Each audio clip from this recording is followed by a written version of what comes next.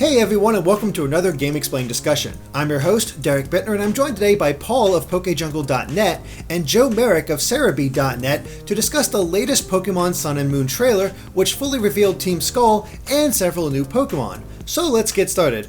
Well guys, this is actually part 2 of our discussion because we initially started this talking about the Japanese trailer and then partway through the English trailer dropped. So scheduling's just thrown out the window when it comes to Pokemon. Whatever, we're just going to get right into this, and we finally have a full reveal of Team Skull. So just right off the bat, Paul, what do you think of Team Skull? I love Team Skull. It's definitely got a great aesthetic with the skull motif, and I'm absolutely excited to whip their ass, beat them. Sorry. Ass is fine. No, then these punks need a good lesson taught to them. Oh boy. But Joe, what about you?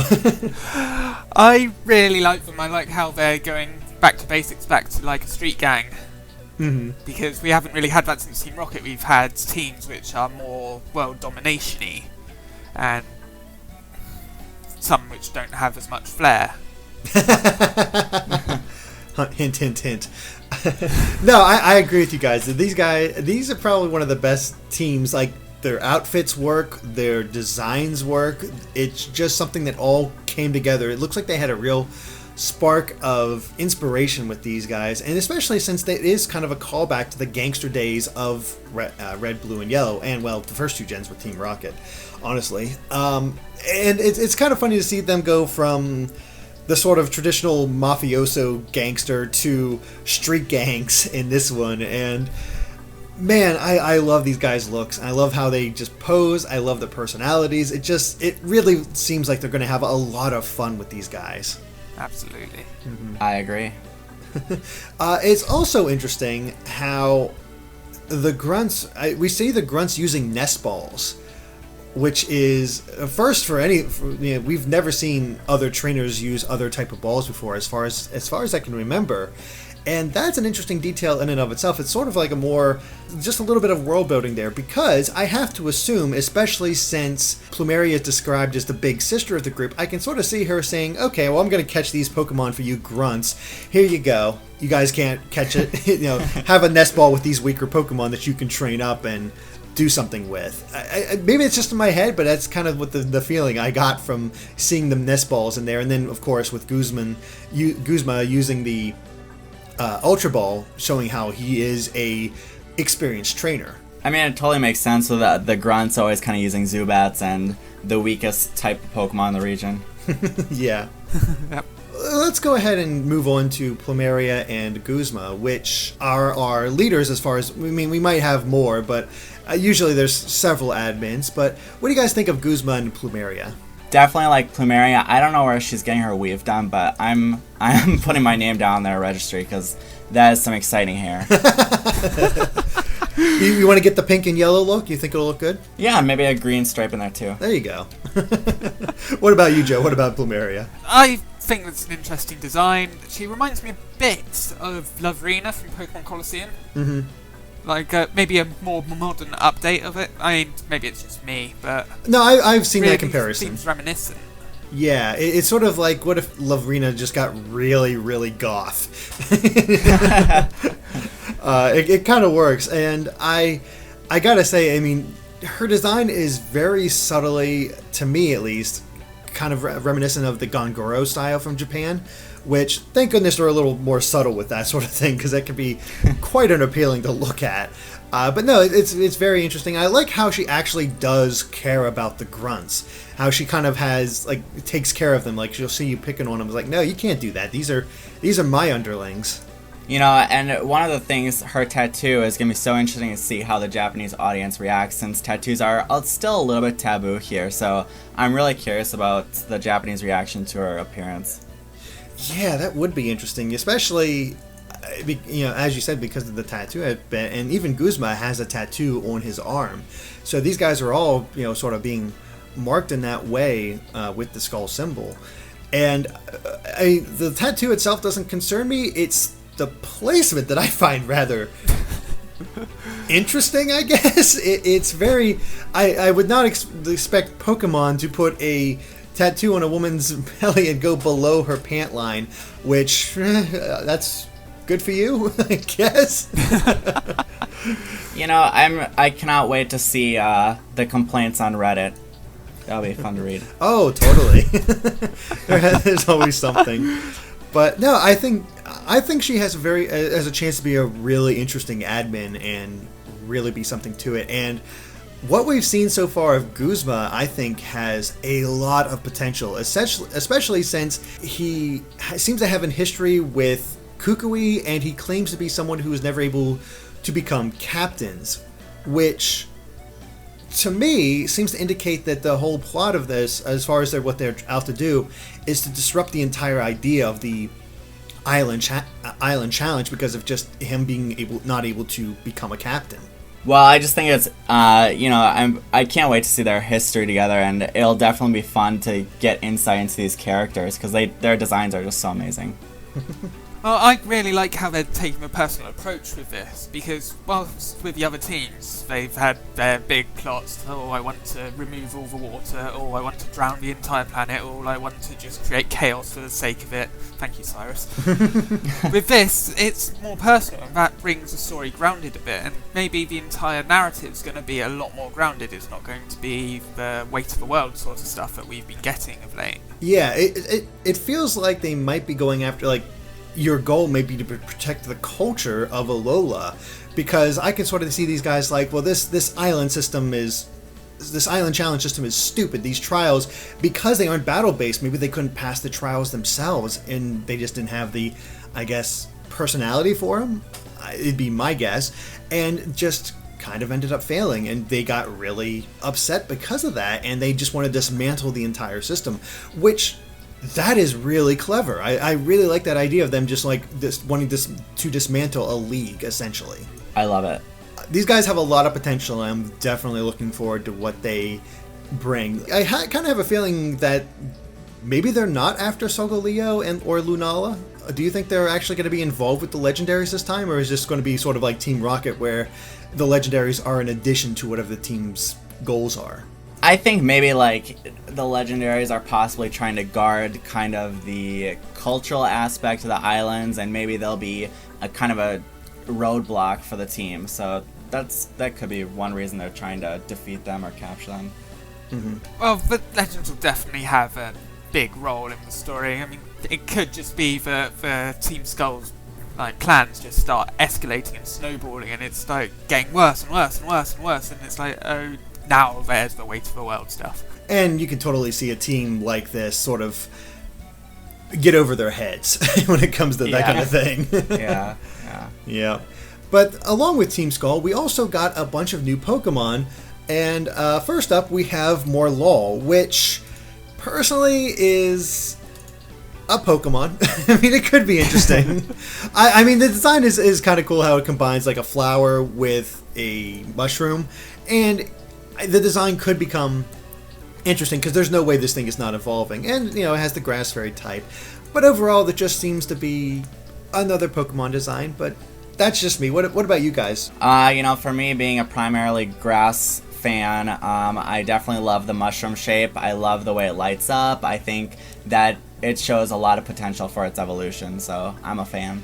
I like you, it seems a bit generic. It's you look at it, you think, yeah, that's a Pokemon, but then there are design elements which end up being represented in its abilities, such as Illuminate, which is a mildly useless, well, I say mildly, I mean vastly useless ability for a Pokemon. But I like it, and I do think one of the things about it, we see it using sleep powder in one of the trailers, and it's got effect spore, so it seems to me it could be one of the more spore powdery focused Pokemon, which we haven't really had other than Parasect and Oddish. Mm-hmm. That would make sense. And actually, Paul, you noticed a design element in our previous discussion about Morelull that could indicate where it could be going. Well, yeah, I just noticed that the body kind of looks like a skull upside down, and the Pokemon website, read that if it stays too long in one area, the plants around it will wither and die. So, maybe there is something there.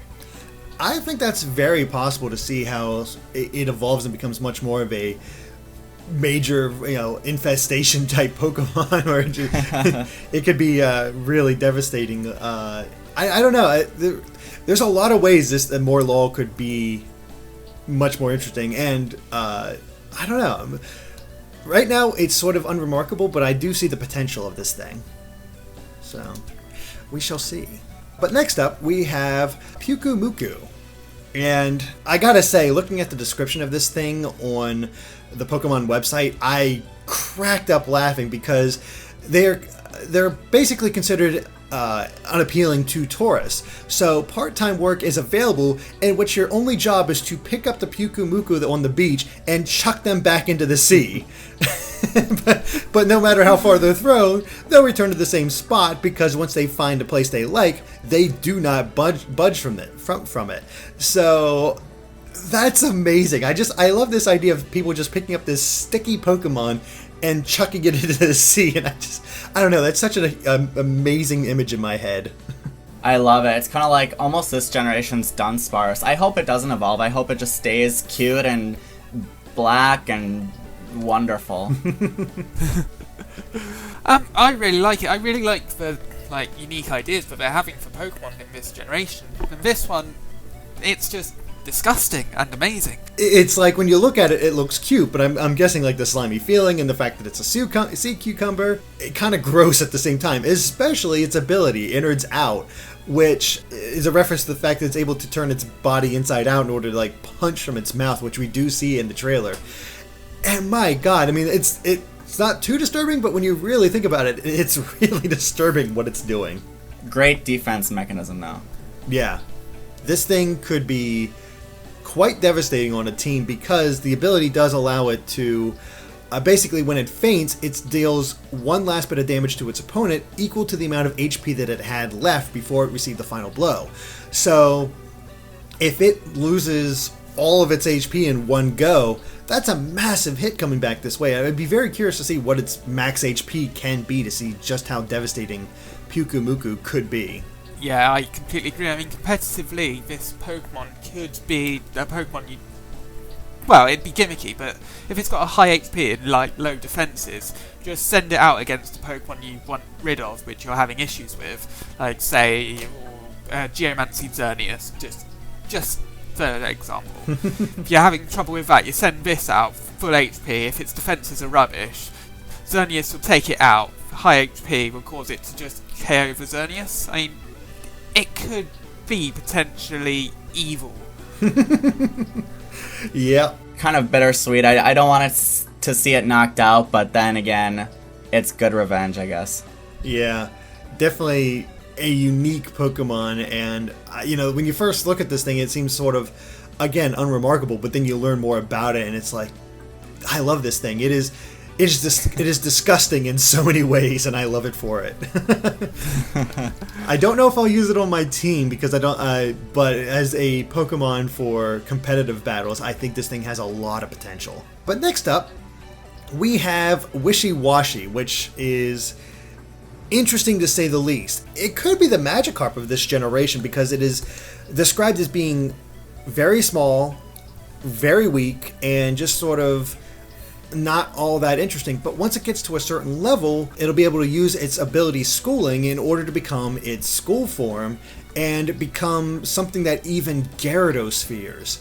And that is very different because it's kind of an evolution, but it's also not, which we've never seen before. I really like this Pokemon. I mean, the thing which is interesting is how its ability works, because with lots of the abilities we've seen so far, with say Mini or Zygarde, Darmanitan, it changes forms when it drops below 50% to a different form or a better form in Zygarde and potentially Minior's case. Whereas here, this is the complete inverse of that. You've got the amazing, terrifying form straight out, and then once you hit the HP threshold, whatever it may be, probably 50%, it changes into this weak, pathetic little fish, which is like, you just want to flick off the battlefield. Yeah. Well, the design is not my favorite, but I'm definitely excited to see where this ability goes, because it has a lot of potential to shake up some battles there at the start. Yeah, and in the Japanese trailer, we even see it go head-to-head with a Magnezone and pretty much hold its own. It does some massive damage to that thing and before it's forced to revert. So we are definitely looking at a powerhouse whenever this thing does use its schooling ability. Yeah, Definitely. it reminds me a lot of the Pokemon Archeops, which is ridiculously powerful, but once its hit points are dropped, it has its defeatist ability, which drops its attack by half, and thus makes it useless. And this reminds me a bit of it, but in a massively higher scale. Yeah, and I don't know. We'll see. I do love its names though. Wishiwashi is extremely clever. Yeah. Well, that is actually it for all of our new Pokemon. A lot of the ones that were shown in Korokoro, as you mentioned, were exclusive to that reveal, so we'll have to wait a little bit until we actually get more about them. But we did get the Alolan Forms, including Alola Marowak, and it's very interesting. I love how it's definitely going off of the fire twirler idea that I had, and seems to really work for that. But I love this. There's a very interesting part of it here where it says that there are a lot of grass-type Pokemon in the region, which are Marowak's natural enemies. So because it's such a harsh environment for Cubone and Marowak, they live in close union with the Alolan Marowak in order to sort of protect them. Which, it's kind of cool to see this kind of protective, like they changed like this to protect their family. I don't know, I kind of like that because there is such a theme of family when it comes to Cubone, the Cubone line. Yeah, definitely. And like the interesting thing is that in Japan, there's always animals and people are always cremated. So you kind of have this ghost that's on fire, and technically if a Marowak died, it'd probably be cremated. So although this one's alive, you kind of have a lot of different factors going on. Yeah, I like how there's also, like, I mentioned this in the Korokoro discussion, but the fact that it's using a blue flame, which is another thing that's used quite often to depict ghosts in Japan. Like they have these little flames around the body. So there's a lot of really interesting references here, and just looks like a really cool Pokemon. But what's your take, Joe? I really like it. Marowak has always been one of my favourite Pokemon, and it's not been one which you can use very well. I mean, you can get in a Trick Room, it can be powerful enough. But this looks like it could change things up a fair bit, and I really love the design. I love the concept. I mean, I don't know if there's going to be an Alolan Cubone. The Japanese trailer didn't seem to imply it. It seemed to imply that it came from a normal Cubone, but you never know. Yeah. But I just really love it, and I love how the mark on its skull is essentially like a match. Yeah. Like a matchbox. Yeah, they just Amazing. flick the bone off their skull in order to light them, and yeah, it's I don't know. There's really good theming with this. It looks really cool. I really think this thing has a lot of potential, and excited to see more. I can just see it kind of going around the village and lighting the tiki torches before everyone goes to bed. That'd be cool. Just helping out a little bit. Keep away the mosquitoes. Yeah, that's awesome. Then we have Alolan Raichu, which it's nice to see Raichu get some love. It seems to be forgotten about so often, and it's nice to see it get some attention. And as we can see, sort of like Cubone, we see Pikachu evolve into Raichu, which seems to indicate that Pikachu will also not have a Alolan form, which does make sense. I can't see them really doing much to the design of Pikachu beyond that, but the description is also very interesting in that researchers don't know why Raichu's form has changed in the Alola region, and people seem to don't care because, well, it's cute. But they just guessed that maybe it ate too many sweet and fluffy round pancakes, which I guess is going to be our local cuisine for Alola. I did not expect pancakes, but okay. This thing is freaking adorable. Well, I like Raichu's original form, and it's not like my kind of cute, so I'm not a huge fan, and like the healthy eating thing, kind of a con, can't, and it looks like it may not have used enough suntan lotion because it's kind of burnt, so might need to get checked for skin cancer. Oh my god. Oh my word. What about you, Joe? I really like it. Like you, Raichu has been ignored a fair bit over the years. But now that it's got a new form, I really like it. And it's the first ever electric psychic type Pokemon, and that has got some amazing potential with coverage, and its ability brings up some competitive thinkings in me. I'm loving it because in Generation 5 there were weather wars. That's where people were just constantly fighting with sunny day, then rain dance, and sunny day, then rain dance. And it's been like that in VGC a bit now, but now they seem to be putting a focus into terrain moves, like electric terrain, and there's also grassy terrain and misty terrain in X and Y. And having terrain moves be triggered by Tapu Koko and then team up with Raichu, whose speed doubles in an electric terrain, it can be very brutal, because it also gets the electric type boost and it prevents it from being asleep. And it's just amazing. Plus, its design brings back Pokemon Stadium memories, when you had a surfing Pikachu which you evolved, and then it just jumped on its tail to surf. And if this Raichu can also learn surf inexplicably, I would be down for that. I'm definitely going to use this. Well, surfing Pikachu has to come back for Alola. It just seems... You have to. It just seems wrong not to have surfing Pikachu there. But yeah, no, I'm really loving this. I'm always a fan of psychic types, and I still have that built into me, how powerful psychic types can be thanks to Gen 1. And I actually didn't realize that this is the first time we've had an electric psychic Pokemon, but that's kind of amazing. I'm definitely considering having Alola Raichu in my team. I'll have to take a look at it more, but this thing, design-wise and ability-wise, we're looking at a potentially really good Pokemon. Yeah, an interesting thing that many people might have missed is that in the Treehouse Live section we saw that Hau had a Pichu. And so this pretty much means that Hau is going to have an Alolan Raichu in his team. That would not be too surprising. Wow, that'd be really cool. I just want to hug it. Maybe it knows Nuzzle.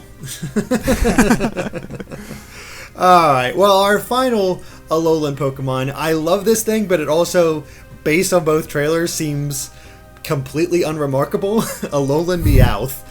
In both ones we see it use Payday, doesn't do a lot of damage. We see it use some attacks that I couldn't quite identify just in the quick bit that I watched.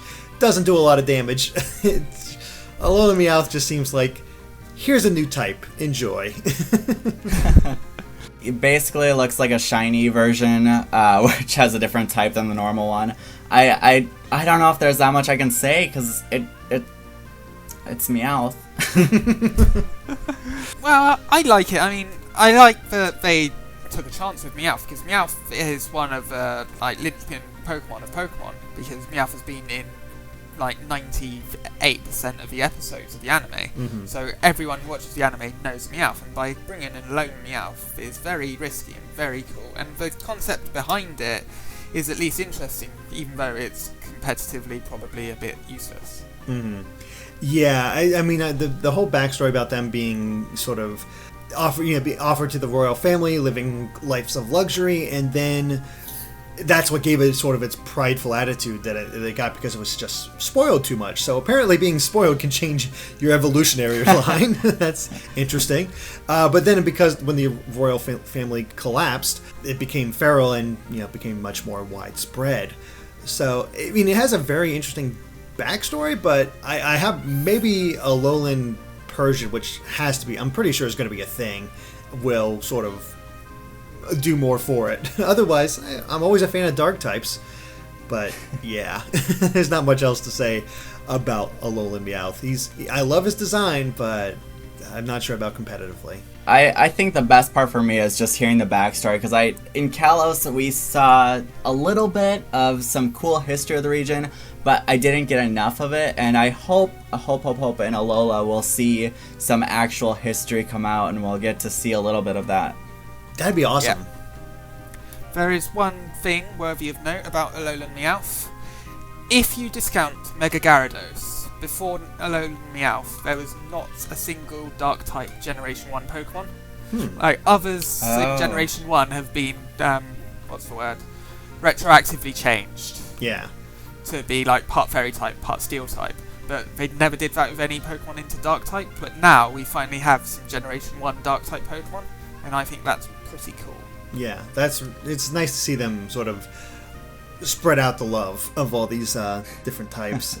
So, yeah, I'm again, that's pretty much all of the new information we got from these trailers, and I'll be, of course, taking a closer look with the upcoming analysis. But overall, nothing I've seen yet has discouraged me from not loving Pokemon Sun and Moon. So, just a quick take. What overall thoughts on this latest trailer? You know what? I was so hyped for all this information. I think it was wonderful. I love Morelull. I love Pyukumuku. What we've seen of Team Skull looks super promising. So honestly, this was a great trailer for me. I think it was a great trailer. It's showing a lot more of the unique concepts which are being pushed behind Sun and Moon, and a lot of it is because of the new engine behind Sun and Moon. They can show off more personality of Pokemon, and so for Pokemon with the various personalities and quirks, like punching people with its intestines and things like that, I think it's really cool that they're doing that. Yeah, and it really does seem like they're taking risks while also sort of revering that first generation and having a lot of the callbacks, because again, all the Alola forms so far have been exclusively first gen. So yeah, I'm with you guys though. I really like this trailer. Obviously, it doesn't have as much new crazy information as the previous one did, but that was kind of to be expected. I did not expect them to have all kinds of new stuff to go on. We still have to get through another 2.5 months before this game is released or so. Yeah. So, blimey. Yeah.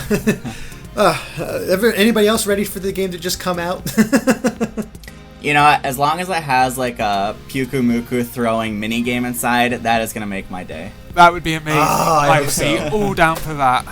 Oh, if you could actually take jobs in order to earn extra cash, and one of them is throwing Pyukumuku back as they try to come back to their spots, that'd be amazing. That'd be so good. Or even a trial, like that's one of your goals for the trial to pass. Yeah. Oh man. God. I'd love that. Yeah. That thing just went from completely like, what the heck is this thing? Like it was sort of just tucked away in Korokoro to being probably my favorite reveal of this entire trailer. So, yeah, well, I think that covers it for our Sun and Moon discussion. So thank you for watching, and if you like this video, be sure to like us on Facebook and Twitter at GameXplain. And Paul, where can they find you at? PokéJungle.net and on social media as PokéJungle. Awesome. And Joe? At Serebii.net and on Twitter at SerebiiNet or Joe Merrick. Awesome. And of course, stay tuned to GameXplain for more on Pokemon and other things gaming too. Until next time, bye.